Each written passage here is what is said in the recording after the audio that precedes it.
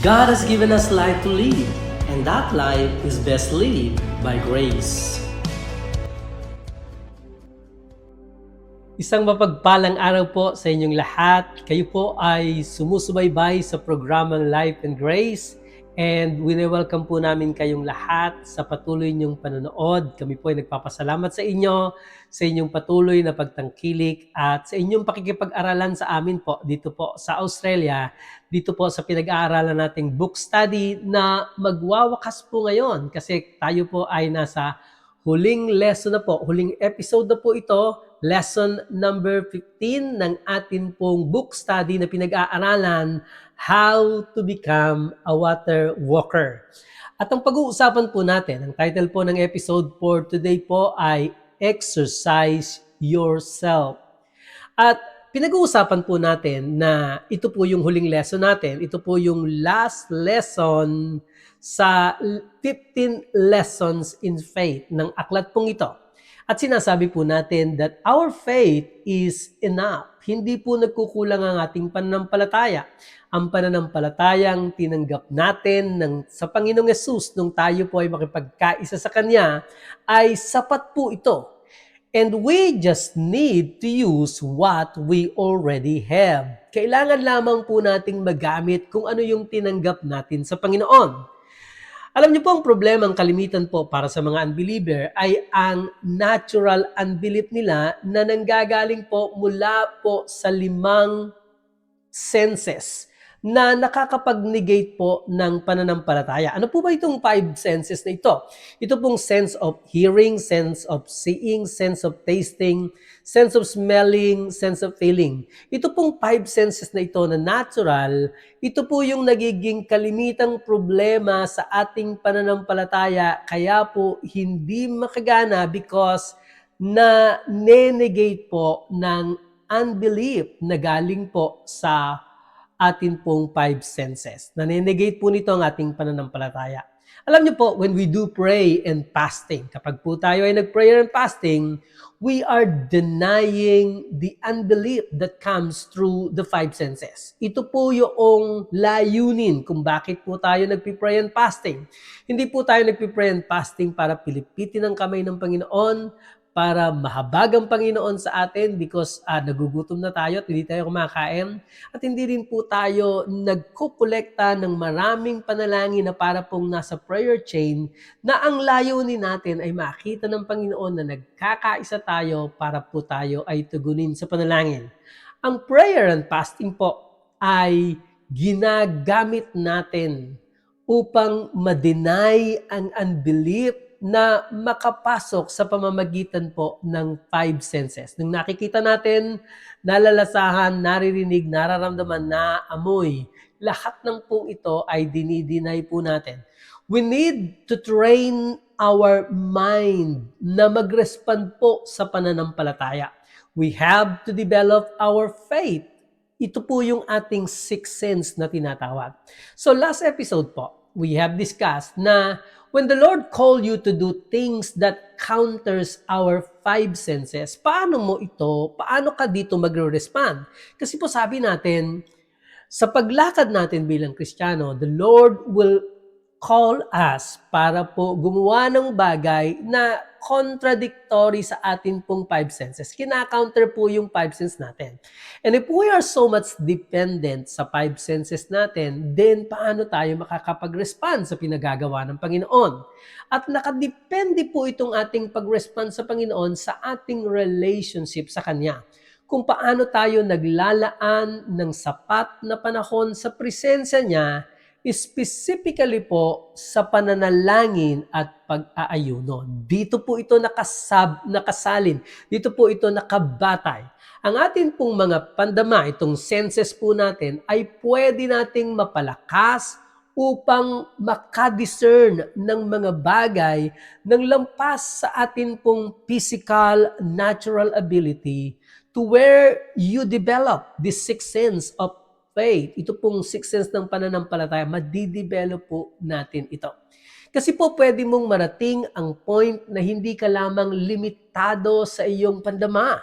That you are receiving from the spiritual realm and you are starting to see miracles happening po sa inyo pong mga buhay. Balikan po natin ang Hebreo Kapitulo 5, talatang 14 na pahapyaw po nating dinaanan noong nakaraang episode. Ang sabi po dito sa wikang Tagalog ay, ngunit ang pagkaing matigas ay para sa mga nasa hustong gulang, na dahil sa pagsasagawa ay nasanay ang kanilang mga pandama na makilala ang pagkakaiba ng mabuti at masama. I want you na mapansin po, manotice natin kung paano po sinabi dito sa verse na ito, na sabi po doon na dahil sa pagsasagawa ay nasanay ang kanilang mga pandama. Alam niyo po sa English version po ng Bible ay ganito po ang pagkakasabi, that by reason of use, their senses were exercised. So, dahil po sa palagi ang paggamit ay nasanay po yung kanilang mga pandama. Sa ibang salita po, kailangan nating magsanay ng ating pandama. Kailangan nating masanay ang ating pandama. Ito pong salitang magsanay ay napakahalaga po patungkol dito po sa ating pinag-uusapan na paggamit sa atin pong mga senses. Okay?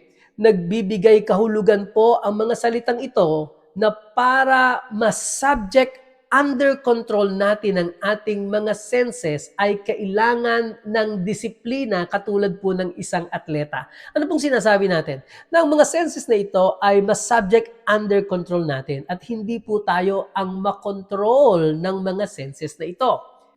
Kung kayo po ay may sasalihang marathon o mahaba ang takbuhan, hindi kayo gigising sa isang araw ng paligsahan para doon lamang maghanda para sa takbuhan. Alam niyo po, mga manglalarong lumalahok sa ganitong paligsahan ay nangangailangan ng ilang taon sa kanilang pagsasanay at disiplina sa kanilang sarili. Hindi ka kasi nagsisimulang magsanay sa araw mismo ng takbuhan. You have to do it in advance. Kinakailangan mo itong gawin in advance. And all of this is part of exercising your senses. Kailangan mo ng pagsasanay. You have to exercise yourself. You have to do this repeatedly and consistently. Paulit-ulit at consistent po, palagian. Kaparehas po ito ng lahat ng mga tao. Lahat po tayo ay mayroong muscle sa ating katawan. But many people don't get the full benefits of their muscles because they haven't exercised them. Mayroon tayong potensyal ang bawat isa sa atin, but we don't all develop it. It is the same with our senses. They can be a blessing instead na problema if we will exercise them. Without exercise, our senses will gravitate toward evil and not good. Gayon din naman po, marami pong Kristiyano ay hindi po nag-i-spend ng much time with God. They live in a natural realm and they do everything in the natural realm, spending virtually zero time para sa prayer and fellowshipping with God or fasting and denying. Hindi po nila nadideny yung kanilang mga senses. Kaya po, kapag humarap sila sa isang crisis situation ng kanilang buhay, you know that they are 100% sincere and dedicated. Pero hindi po nakakapagtagumpay because it is too late dahil hindi nga po sila nakapagsanay. Some people even die, not because they were believing wrong, but because their senses had too much control over them. Mas may control po yung senses sa kanila kaysa yung sila ang may control sa kanilang senses. You cannot avoid the natural type of unbelief that comes from what you see, what you taste, what you hear, what you smell, and what you feel. It is not renewing of mind problem, okay? It is just that you are spending more time in the physical world than you are in the spiritual world. You have to reverse that. Kailangan nating mabaliktad ito. You must get to a place where you are focused on the Lord and His Word. Kailangan po natin marating ito. At dito po natin napapakinabangan ang fasting, ang panalangin at ang pag-aayuno. Fasting is simply a denying of the five senses. Uulitin ko po. Ang fasting po is simply a denying of the five senses. Dinideny po natin yung ating limang pisikal na pandama. Alam po ba ninyo na ang sense of tasting o ang appetite ay isa sa pinakamalakas na sense mayroon tayo? May mga tao pong kapag dumanas ng kagutom at dahil po sa kanilang strong desire, appetite for food, ay pwede pong kumain ng katawan ng kapwa-tao. Tawag natin dito ay cannibalism.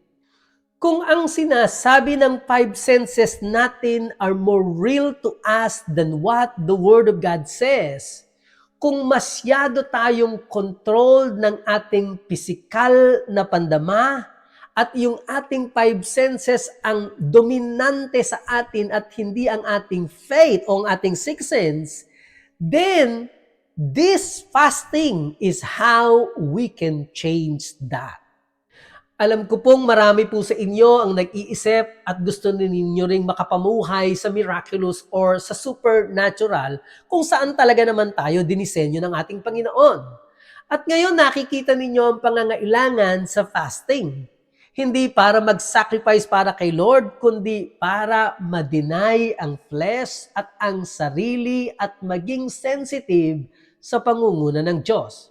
Ngunit nais ko pong sabihin sa inyo, lalo na po doon sa ngayon pa lamang ito susubukan gawin, na when you start doing fasting, your appetite will begin complaining and trying to regain control.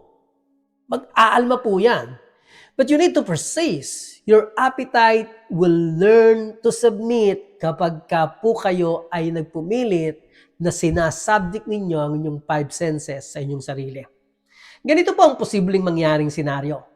Kauumpisa mo palang mag-fasting, nagre-reklamo na agad ang sikmura mo, lalo na po kung napatapat ka sa oras na nakasanayan mong lunchtime or dinner time. It will try to dominate you and force you to eat. Kung tatayuan mo ito, magpe-persist ka at sasabihin mo sa katawan mo, sa kumakalam mong sikmura, nope, I'm going to believe God, hindi lamang sa tinapay na bubuhay ang tao, kundi sa bawat salitang nagmumula sa bibig ng Diyos. Sabi po ng Matthew chapter 4, verse 4. Kung ganito po ang attitude mo, and you persist, tinayuan mo ito, your body will rebel and it will try to control you. Now, kung sasabihin mo sa katawan mo, kung magre-reklamo kang patuloy, itutuloy ko ang fasting na ito ng buong araw, instead na isang meal lang. Then sasabihin po ng katawan mo ngayon, nako, buong araw, nako, mamamatay na ako nito pag hindi ako nakakain ng kanin. Ngayon, kung sasabihin mo, kung hindi ka sasang-ayon sa pagpapasting na ito, gagawin kong 2 araw. Then sasabihin ng katawan mo na, hindi ko kaya ang 2 araw. Then sasagot ka ng, sige, 3 araw na gagawin ko. Hindi magtatagal, your appetite will learn that it is going to survive, so it will have to submit sa inyo.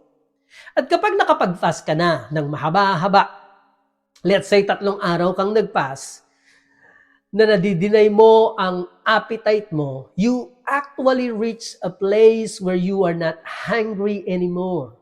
Hindi ka na ginugulo ng tiyan mo, you can get to a place where you are not missing it anymore because your appetite now is under control. Then, if sickness attacks your body, pwede mo ngayong sabihin, I am healed in the name of Jesus. And if your body does not immediately manifest your healing and there is still pain, and you can tell your body now, I am not going by what I feel. If you have been praying and fasting, denying yourself and spending time in the presence of God, you have trained yourself to say, what I believe is just as real as what I see, what I taste, what I smell, what I hear, and what I feel. Your body will respond to that.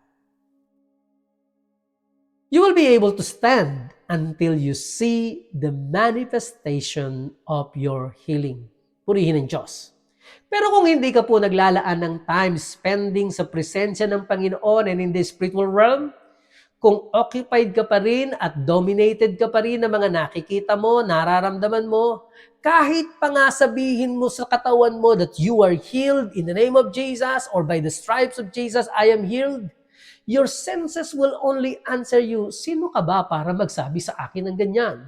Ako magsasabi kung kailan ako kakain, kung gaano karami ang kakainin. Ako magsasabi at dahil hindi mo nasanay ang iyong senses, they will control you instead of you controlling them. Again, you must get to where you are focused on the Lord and His Word. Alam niyo po, when Peter was focused on Jesus, he don't have any problems because he wasn't considering anything contrary to faith. But once he felt he nearly made it, yung halos makarating na siya kay Jesus, he took his attention off the Lord and started sinking kasi po napabaling sa iba ang kanyang atensyon. You cannot afford to take your eyes off Jesus. Hindi mo po pwedeng tanggalin ang iyong paningin, ang iyong focus sa Panginoong Yesus. Lahat po tayo ay mayroong natural things that are going to tell us that the Word of God does not work.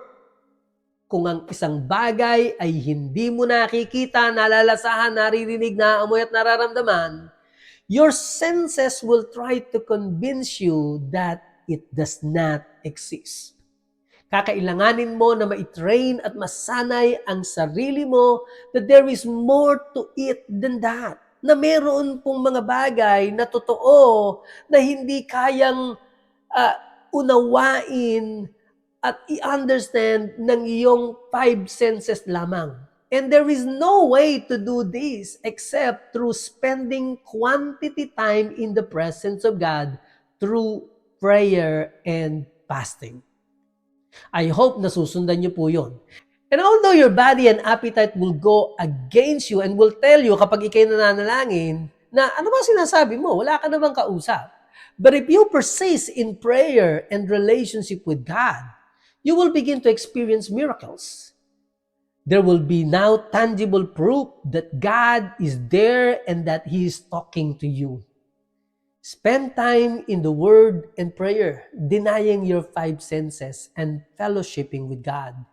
Your heart becomes sensitive sa Panginoon.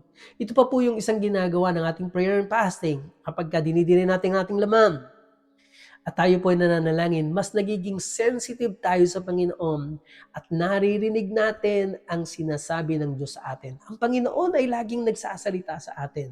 Subalit kapag ang atensyon natin ay naaagaw ng ibang bagay, hindi natin naririnig ang kanyang sinasabi. But when we do prayer and fasting, our mind is so focused, our self is so focused sa Kanya na madali nating marinig ang pamangunguna ng ating Diyos.